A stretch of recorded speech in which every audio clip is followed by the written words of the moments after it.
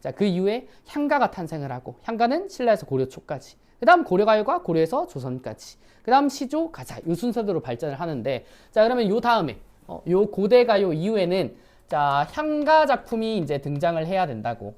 자, 그러면 향가 작품 등장을 하니까 당연히 향가에 대한 갈래 설명하고 나서 그 다음 우리 제망매가 한번 설명을 해봅시다. 자, 먼저 이 향가는 신라시대가 주무대라고 했습니다. 자, 신라시대까지는 아직, 자, 적어줄까요? 자, 한글이 따로 존재하지 않기 때문에. 자, 그러면은 뭐를, 한자를, 자, 빌려다, 자, 쓸 수밖에 없는, 자, 이런 상황이 있어요. 요거를, 자, 차자표기라고 크게 얘기를 하는데, 차자표기가 향가식 표기가 되게 되면은, 요걸 우리는 향찰표기라고 부를 겁니다. 자, 제망매가에서 거기를 이제, 너무 이제 빠듯빠듯하게 구분을 하진 않지만, 자, 기본적으로 이 향찰표기라고 하는 게, 자, 원래 한자는 뜻과 음이 모두 있는 이제 글자죠, 그죠? 자, 뜻도 있고 글자도 있어. 뭐 예를 들어, 뭐 요런 한자가 있다 쳐. 자, 내가 오늘 이제 고1들 수업할 때 쓴 한자인데 이게 법법자죠, 법법자. 그래서 뜻도 법이고 소리도 법인. 자, 요런 한자가 되는데, 자, 이 향찰표기도 자, 어떤 단어의, 자, 어떤 한자의 뜻과 자, 중에 어떤 조건에 따라서 선택을 해서 자, 그렇게 이제 쓰게 되는 글자가 되겠습니다. 일반적으로는 이제 뭐 조사나 뭐 어미 같은 형식 형태소를 음을 빌리고, 자, 아니면은 뜻이 실제로 존재하는 실질 형태소를 빌릴 때는 보통 뜻을 가지고 온다. 자, 이렇게 일컬어지는데 뭐 100%란 없습니다. 자, 그냥 어떤 사람의 이름을 부를 때는 실질적인 의미를 가지지만 문법 형태소 마냥 음을 빌리는 경우도 있고 그래. 자, 그래서 한자를 빌려 쓴다라고 하는 향찰 표기인데, 자, 여기서의 핵심은 자, 이 뜻과 음을 빌리되 항상 빌릴 때는 한자를 그냥 빌려다 쓰면 그건 한문이야. 한문인데 우리말과 중국의 어순이 다르잖아. 그래서 이걸 우리말의 자, 어순에 맞게끔 빌려다 오는 게 핵심인 거야. 우리말의 어순. 자, 이게 향가의 정의라면, 자, 우리가 향가는 일정한 이제 형식 틀이 있습니다. 자, 이 형식이 뭐냐면 줄수에 따라서 구분해 주면 돼. 자, 번역을 하든 한자 원문을 쓰든 전부 다 자, 줄수는 똑같기 때문에 자, 이 형식은 자, 4구체, 자, 그리고 8구체, 자, 그리고 자, 마지막 19채 이렇게 세 가지가 존재를 하는데, 자, 간단합니다. 자, 4구체는 4줄짜리, 자, 8구체는 8줄짜리, 자, 19채는 10줄짜리인데 4에서 8, 10이 동시대에 함께 전해지기는 하지만, 자, 4, 8, 10으로 갈수록 자, 전부 다 발전된 형태라고 보시면 될 것 같아. 자, 그러면은 우리가 오늘 배우게 될 제망매가는 자, 19채 향가에 해당이 되거든요. 19채 향가. 자, 그렇기 때문에 요 19채 향가인 자, 제망매가가 향가의 형태 중에 가장 발전된 형태라고 보면 되겠죠. 자, 19채 향가의 특징은 자, 제가 제망매가를 지문 수업하면서 진행을 좀 하려고요. 자, 그러면은 여기를 살짝 지우고 자, 향가 설명 이후에 자, 우리 제목부터 한번 가보자. 자, 제망매가라고 하는 작품. 자, 요 작가는 월명사로 알려져 있어요. 월명사. 자, 월명사로 알려져 있는데 우리 신라에 자, 끝에 사자가 붙으면 일반적으로 승려입니다. 승려. 자, 불교의 이제 도리를 닦는 자, 요 승려인데 우리 그런 게 있다. 아까 우리 고대가요에서 향가로 이어진다 했지. 시대만 가지고 오는 게 아니라 고 이전 갈래가 가지고 있는 특성도 함께 가지고 옵니다. 자, 그 중에 하나가 뭐냐면 이 제망매가에도 이제 일종의 배경설화가 함께 전해진다는 거야. 자, 근데 우리 향가서부터는 배경설화가 노래의 내용과는 직접적인 연관이 없을 수도 있어요.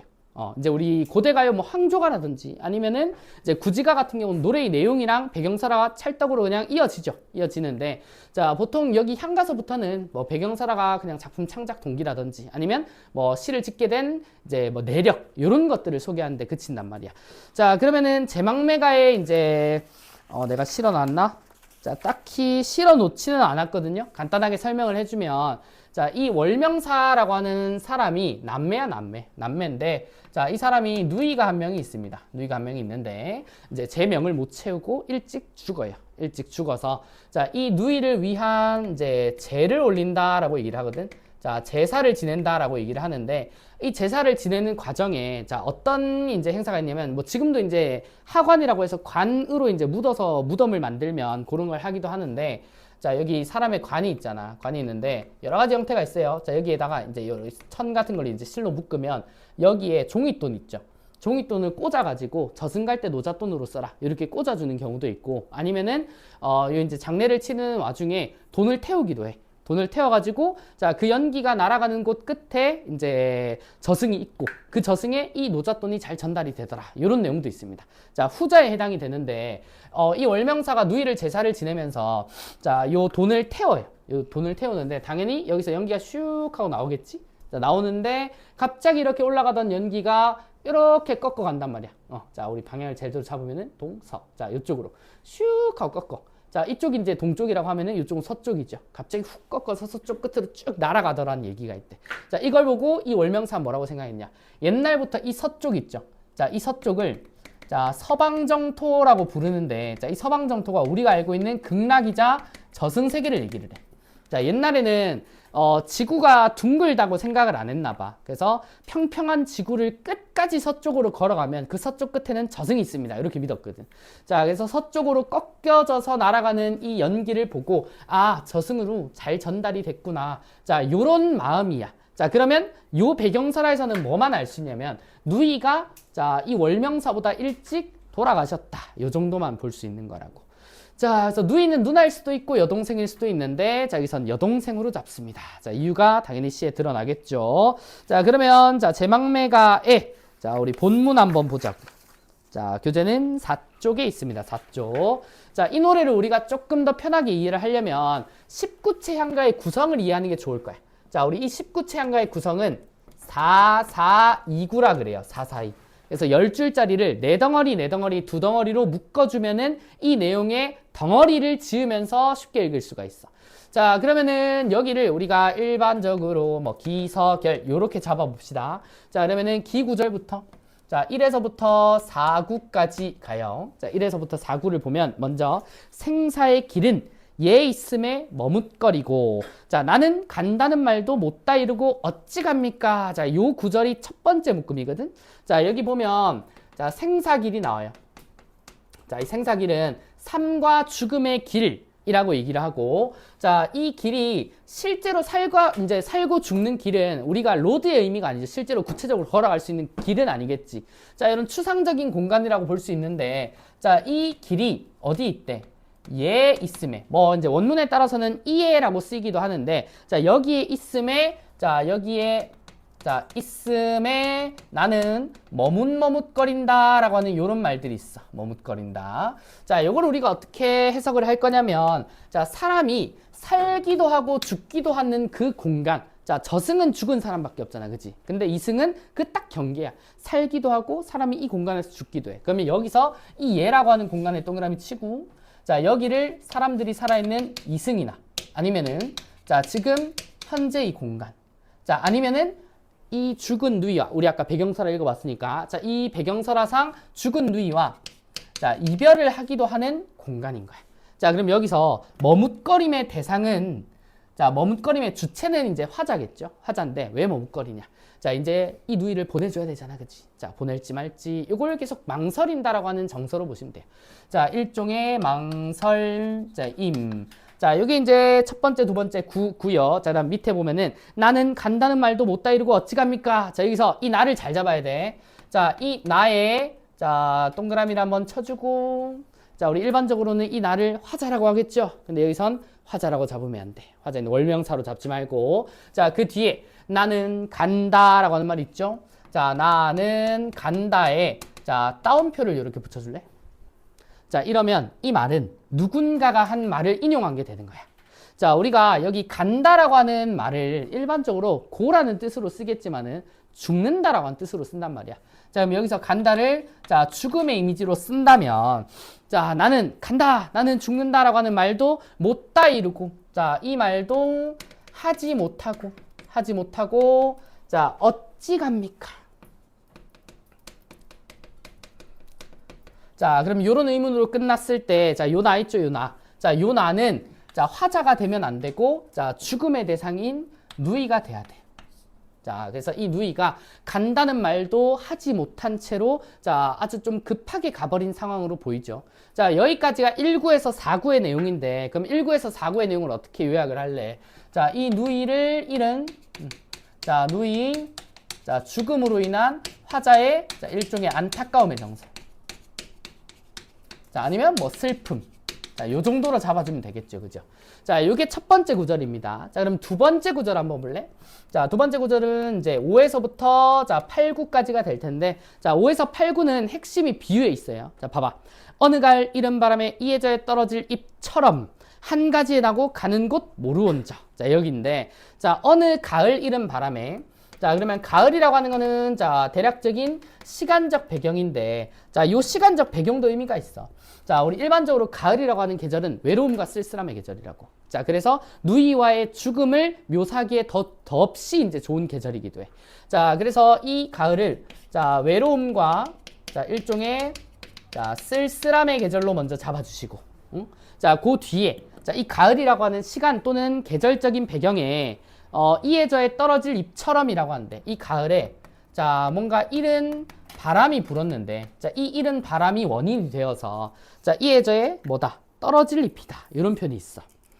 자, 그러면은 떨어질 잎이 이른 바람 때문이니까 자, 일종의 원인으로 자, 여기 뒤에 자, 떨어질 자, 잎이 만들어진대.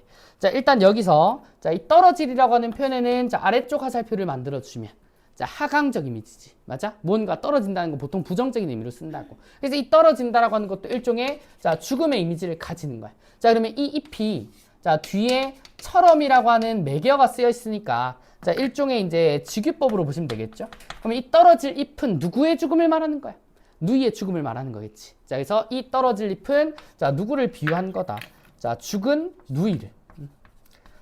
자, 죽은 누이를 비유한 말인데, 자, 이 원인이 뭐라 했어요? 이른 바람이라고 했지. 자, 바람은 바람인데, 이 이른 바람 때문에 떨어졌다라고 하는 거는 누이가 말 그대로 이른 나이에 죽었다는 걸 의미해. 자, 이걸 두 글자로 뭐라고도 하냐면, 요절했다라고 얘기를 해요. 자, 사람이 명을 다 못 채우고 일찍 이른 나이에 죽으면 요절했다 그럽니다. 자, 그러면은 여기서의 첫 번째 비유는 자, 요 떨어질 잎이라고 하는 죽은 누이를 비유한 게 하나 나오고 자, 또 하나 나올 거야. 자, 이에서 자, 한 가지에 나고 가는 곳 모르온저. 자, 모르는구나 정도로 보시면 되는데 자, 여기 한 가지에 나고 자, 한 가지에 나고 가는 곳은 자, 모르는구나.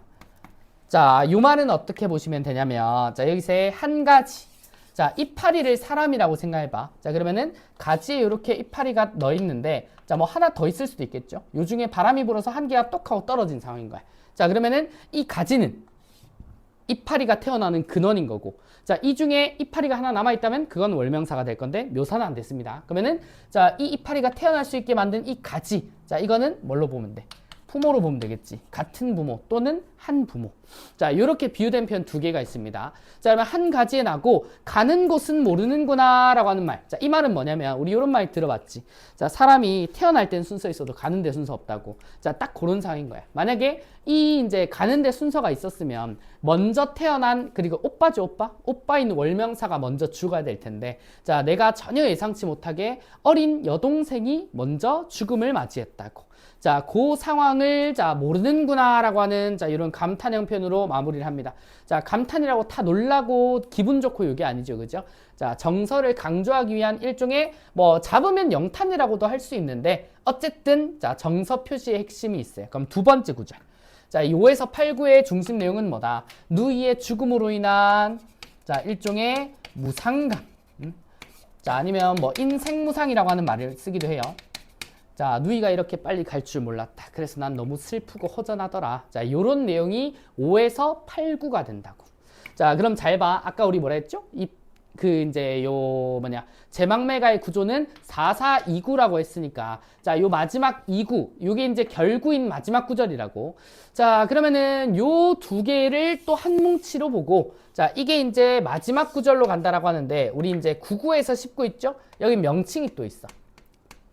자, 9구에서 19는 우리가 이제 향가를 마무리하는 자, 구절이라고 해서 자, 낙구라고 하는 명칭을 씁니다. 자, 아까 얘기했던 어디 19채 향가의 특징은 이제 여기서 나오는 거야. 자, 그러면은 요 구절의 첫 번째 시작을 보면 미타찰에서 만날 나라고 나오죠. 자, 그리고 돛닦아 기다리겠노라. 이렇게 짧은 구절이 있는데, 자, 여기 첫 번째 자, 요거 있죠? 자, 여기에 네모치고, 자, 별표. 자, 이게 19채 향가의 특징입니다. 19채 향가의 특징. 자, 어떻게 적어줄까? 자, 19채 향가의 자, 특징. 자, 그러면은 4구체나 8구체는 이런 마지막 구절에 감탄사를 붙이는 구절이 없다니까. 자, 그러면 이 19채 향가의 특징을 자, 어떻게 정리를 할래? 자, 이게 두 가지 정도 기능이 있다 그래요. 자, 제가 항상 얘기하지. 시 전반적인 분위기를 시상이라고 해. 자, 이 시상을 자, 두 번째도 이 시상을 자, 첫 번째는 한 군데로 모아주는 역할을 합니다. 집약이라 그래요. 자, 다음 두 번째는 이 시상을 전환한다 그래요. 바꿔준다라 그래. 자, 그러면 첫 번째는 뭐다? 시상을 집약을 해주는 거니까 이 구절에 주제 구절이 함축이 돼 있다는 거야. 그래서 대부분의 19채 향가는 마지막 구절 두 개 주제가 함축돼 있습니다. 자, 그러면 1번 뜻 오케이. 자, 2번 뜻은 뭐다? 시상의 전환, 분위기를 바꿔준대요. 자, 그러면 이것도 제막매가에서는 가능하거든. 자, 잘 봐. 그래서 내가 묶은 거라고. 자, 1에서 4구, 5에서 8구는 자, 누이의 죽음으로 인한 슬픔과 자, 무상감이라고 하는 부정적인 감정이 있지. 자, 그런데 9구에서 19 내용 이제 보세요. 자, 미타찰에서 만날 나라고 합니다. 자, 여기 미타찰, 자, 동그라미.